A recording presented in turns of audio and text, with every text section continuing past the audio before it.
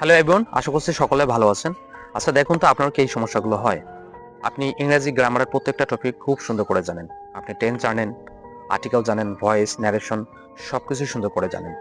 কিন্তু আপনি ইংরেজিতে যখন তুলন বলতে যাচ্ছেন, আপনার মাথা ব্ল্যাঙ্ক হয়ে যায়।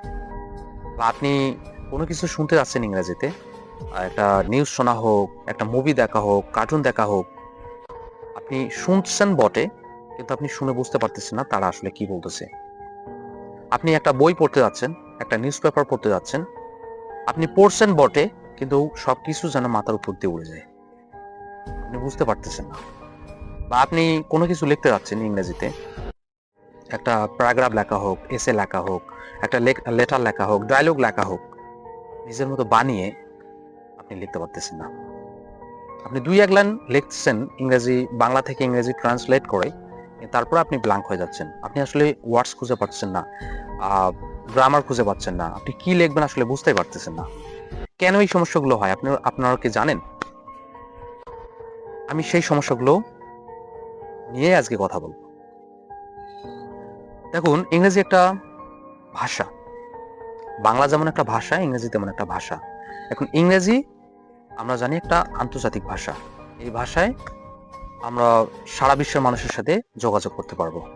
কিন্তু বাংলাদেশে আমরা আমাদের শিক্ষা পদ্ধতি যে আমাদের একাডেমিক যে পড়াশোনা, সেখানে আমরা ইংরেজি ভাষাকে শিখতে চাই একটা সাবজেক্ট হিসেবে। যার ফলে আমরা ভিজুয়ালি সবকিছু শিখতে চাই। আমরা মনে করি আমরা যদি ইংরেজি রিডিং, রাইটিং, লিসেনিং এবং স্পিকিং এ ভালো করতে চাই, সেক্ষেত্রে আমাদেরকে tense, article, part of speech, narration, voice এগুলো পুঙ্খানুপুঙ্খভাবে জানতে হবে। আচ্ছা, আমরা যে এত বছর ধরে এগুলো শিখতেছি, ক্লাস 1 থেকে মাস্টার্স পর্যন্ত, তারপরেও কোনো আপনি ইংরেজিতে দুলান বলতে গেলে ব্ল্যাঙ্ক হয়ে যাচ্ছেন। আপনি কোনো কিছু বানিয়ে লিখতে গেলে আপনার মাথায় কোনো কিছু আসতেছে না। কারণ আমরা ইংরেজি ভাষাটাকে শিখতে চাই একটা সাবজেক্ট হিসেবে এবং ভিজুয়ালি। আমার কয়েক বছর ইংরেজি ভাষার রিসার্চের অভিজ্ঞতা থেকে বলতে পারি, অন্য দেশের বাচ্চারা বা অন্য দেশের মানুষরা 3-4টা ভাষায় কথা বলতে পারে। আমি অনেক পলিগ্লটস আছে, পলিগ্লটস বলতে যারা অনেক ভাষায় কথা বলতে পারে, তাদের লাইফ মানে তাদের জীবনী পড়েছি, তাদের লেখা বই পড়েছি, কেন তারা অনেক ভাষায় কথা বলতে পারে সেগুলো রিসার্চ করেছি। মূলত যে বিষয়টা, ওনারা কিনেস্থেটিক এবং অডিটরি মেথডের একটা কম্বাইন করে। আমাদের কাছে এই টার্মসগুলো নতুন লাগতে পারে। আমরা ভিজুয়ালি মনে করি যে আমাদের tense, article, part of speech, narration, voice জানলে আমরা ইংরেজিতে বলতে পারবো, নিজের মতো বানিয়ে লিখতে পারবো নিজের মতো বানিয়ে, কিন্তু এটা কখনো হয় না। আমরা যদি নিজের মতো বানিয়ে বলতে চাই, নিজের মতো বানিয়ে লিখতে চাই, তাহলে আরো দুটো জিনিসের দরকার। সেটা হচ্ছে কিনেস্থেটিক এবং অডিটরি মেথডের কম্বিনেশন ভিজুয়াল মেথডের সাথে।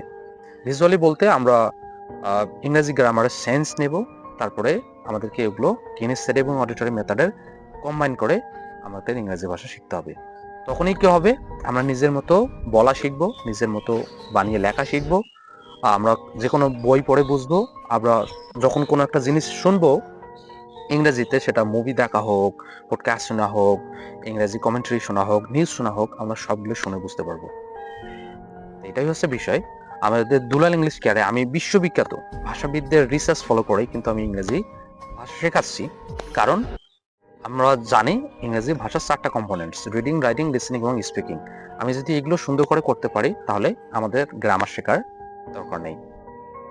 তো যারা চাচ্ছেন যে আপনার সন্তানকে আপনি ইংরেজি ভাষা শেখাবেন, রিডিং, রাইটিং, লিসেনিং এবং স্পিকিং শেখাবেন, সেক্ষেত্রে দুলাল ইংলিশ কেয়ার হতে পারে বেস্ট চয়েস। আপনার যদি মনে হয় যে দুলাল ইংলিশ কেয়ার আপনার পছন্দের জায়গা না, ইটস ওকে। আপনার সন্তানকে আপনি যে কোনো প্রতিষ্ঠানেই দিতে পারেন। কিন্তু মনে রাখবেন, যে প্রতিষ্ঠানেই দিন না কেন, সেই শেখানোর পদ্ধতিটা হতে হবে ওয়ার্ল্ড ক্লাস এবং রিসার্চ বেসড। আবার মনে রাখুন, আপনি কিন্তু ছোটবেলা থেকে, আমি জানি না আপনি কোন ক্লাসে পড়তেছেন, যারা এই ভিডিওটা দেখতেছেন, যা শুধু একটু মন দিয়ে ভেবে দেখুন, আপনি কিন্তু ক্লাস 1 থেকে যে কোনো একটা ক্লাস পর্যন্ত ইংরেজি শিখেছেন। গ্রামার প্রত্যেকটা বিষয় শিখেছেন, tense, article, part of speech, narration সবকিছু শিখেছেন। আপনার যদি এখনো সমস্যা হয়, আপনি বলতে গেলে ব্ল্যাঙ্ক হয়ে যান, নিজের মতো বানিয়ে লিখতে পারতেছেন না বা শুনে কোনো কিছু বোঝেন না, তাহলে আপনার সন্তানও কিন্তু একই সমস্যা আগামী দিনে ফেস করতে যাচ্ছে আর কি। তারা হয়তো ভার্সিটি পাস করেছে, ন্যাশনাল ভার্সিটি হোক অথবা পাবলিক ভার্সিটি হোক, যেখান থেকে হোক তারা পাস করেছে, কিন্তু তাদের এই সমস্যাই হবে, কারণ তারা সবকিছু শেখার চেষ্টা করতেছে ভিজুয়ালি। তো আমি আবারও বলছি, আপনার সন্তানকে যদি রিসার্চ বেসড মেথড ফলো করে ইংরেজি শেখাতে চাচ্ছেন, দুলাল ইংলিশ কেয়ারে জয়েন করাই দিন এবং একটু ধৈর্য এবং বিশ্বাস রাখুন, আপনার সন্তানকে আমরা তৈরি করবো অল ক্লাস হিসাবে। So thank you very much. আপনাদের সাথে দেখা হচ্ছে আমাদের অফিসে এবং আপনার সন্তানের জন্য আমরা অপেক্ষা করছি ক্লাসে। So see you next time, bye by.